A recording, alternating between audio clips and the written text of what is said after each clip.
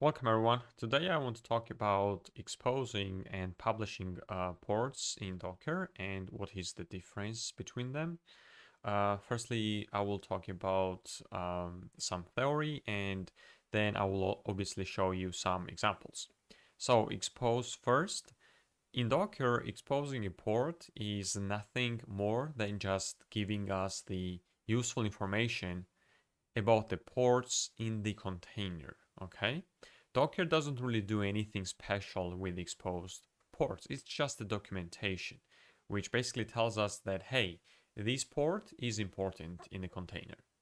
On the other hand, publishing a port is a way to access the application inside the container from the host machine, right? So let me actually take you to the Nginx official image.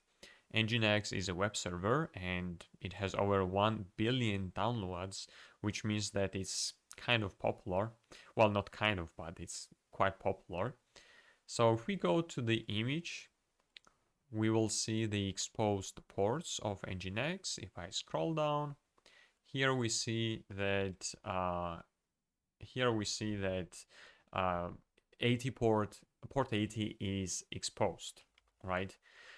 So what is it telling us, right? It basically tells us that port 80 is important for this container, right?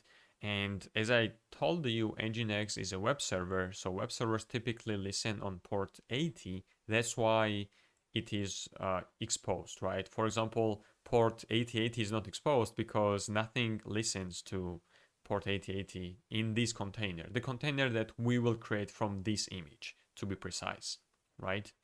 So the authors of Nginx Docker image told us that port 80 is important, and most certainly the exposed ports will be the ones that application listens to.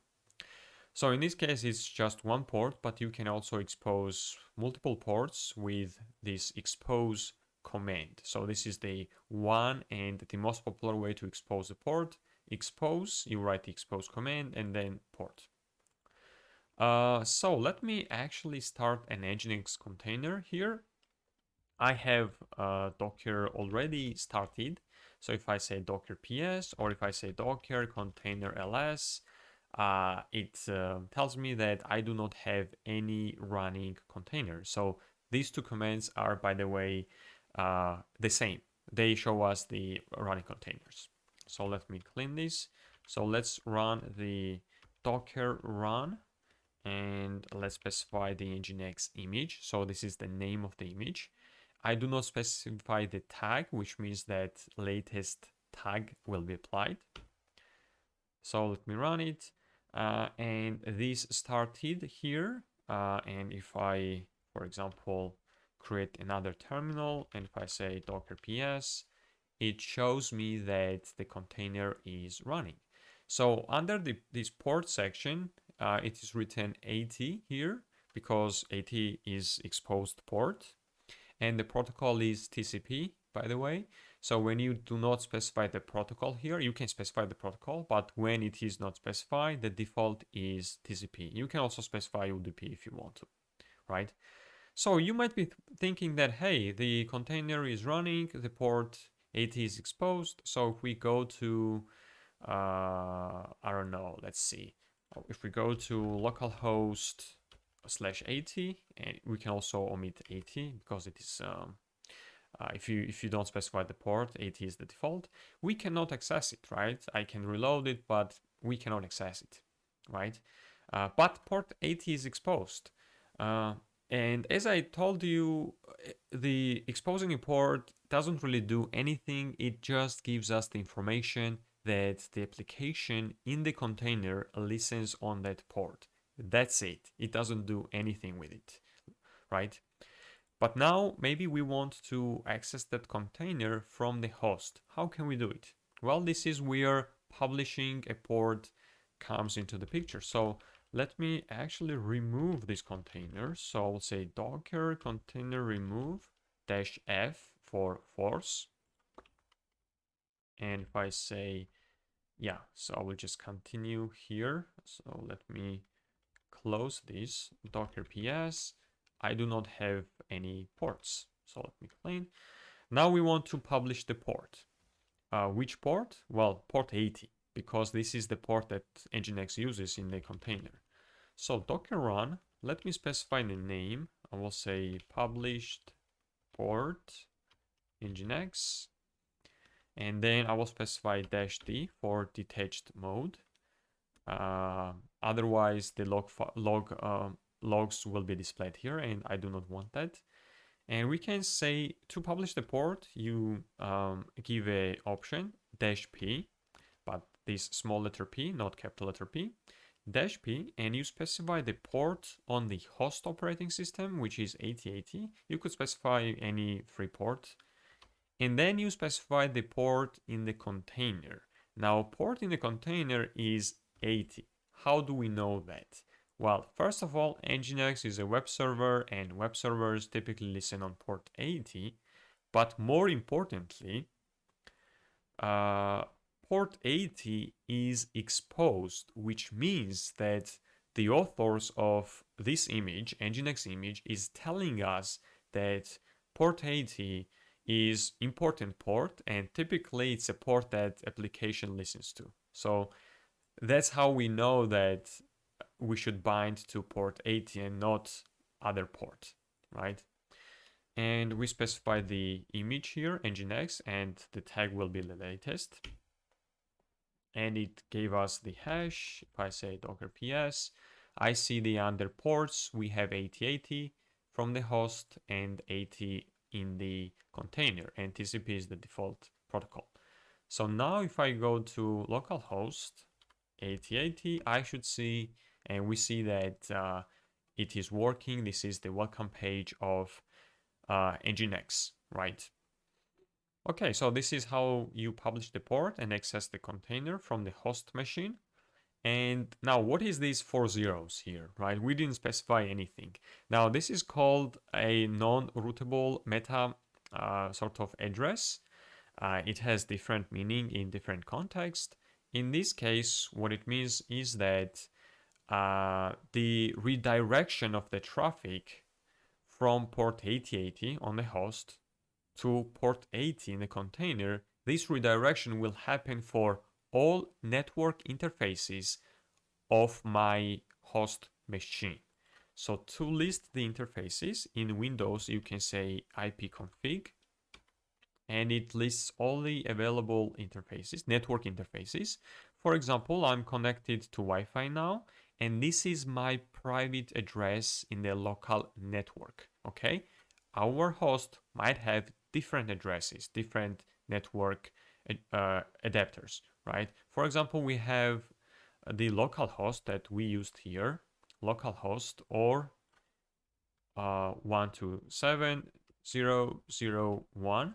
So this is called the loopback IP address, which means that basically it means our host itself. So we are generating the request from the host itself. And this is our private address in the network. And if I copy, I think it is copied. Yeah, it is copied. I can also access our container with this IP address.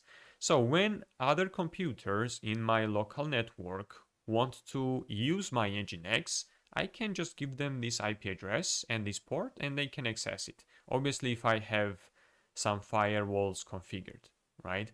Now, if our computer had some public IP address, then whole internet would be able to access our container, right?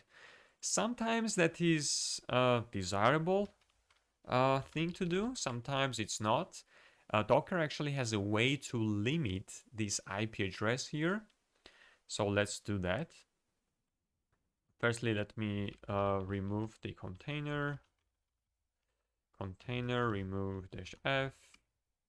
It is removed. If I say docker ps, I will not have anything. And let's start another. I will call it restricted IP address, and then detached mode. And now we need to specify -p as always. So a small letter, keep in mind. And now we can specify the IP address here. In this case, I will specify the loopback IP address, same port, right? And we say Nginx. This is the image, Nginx. It has started. Let us double check, and yes, it is running, and this is the IP address, right? So I'm restricting accessing to our container from only the host machine. So no one outside the host machine can access it. So now this should fail. And it fails. Why? Because I restricted the access to the local host, right? So other computers, even in the same network that I am, cannot access my container. So, but I can access it from my host, which is the local host in this case, right?